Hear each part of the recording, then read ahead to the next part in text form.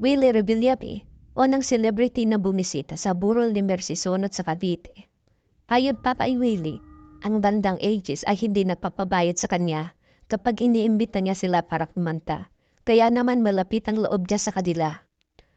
Matatandang 7 buwan na malagi si Mercy sa US para sa kanyang cancer treatment, pero binawian din ng buhay. Plano noon ng nauli ng pamilya niya na iburol ang mga labi ng singer sa bayan nila sa Carbona, Cavite. Nagpapasalamat at tumatanaw din ng utang na loob ang mga miyembro at manager ng Aegis Band kay Willie Revillame dahil isa ito sa mga unang nakiramay na pumanaw si Mercy. Bukod sa personal na pagtawag sa kapatid ni Mercy na si Juliet Sung, isang tribute para sa namayap makaawit ang inaalay ni Willie sa live telecast ng YouTube noong November 29. Magbibigay pugay tayo sa isang banda, sa isang tao na kumbaga ay nandyan sa ating mga tenga, yung mga kanta na pinasikat ng Aegis. Ang umpisang pahayag ni Willie tungkol sa tribute ng kanyang programa kay Mercy at sa Aegis. Last week po ay pumanaw na po si Miss Mercy Sunod, isa po sa miyembro ng Aegis. Ako po ay nagpaalam sa kanilang manager at sa kanyang kapatid na magbibigay kami ng tribute na yung araw na ito. Alam ninyo, malapit sa akin ng bandang ito.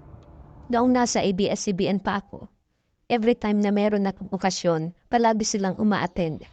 Birthday ko, mga okasyon na meron ako, na hindi sila nagpapabayad sa akin. Napalapit sila sa akin kasi napakasimpleng mga tao. Ang hinihingi nila, isang kwarto.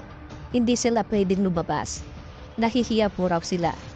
Napaka-humble po ng grupong ito. Ngayong araw na ito, magbibigay tayo ng pugay sa bandang ito, especially kay Miss Mercy Sunod. Maraming salamat. Binigyan mo kami ng inspirasyon at mga bata na gusto kang gayahin. Binigyan mo ng inspirasyon ang lahat ni Willie. Kinanta ng Will to Win Discoveries na sina Jeremy Trangeya, Ira Irabon at Carmela Lorzado ang mga hit songs ng Aegis.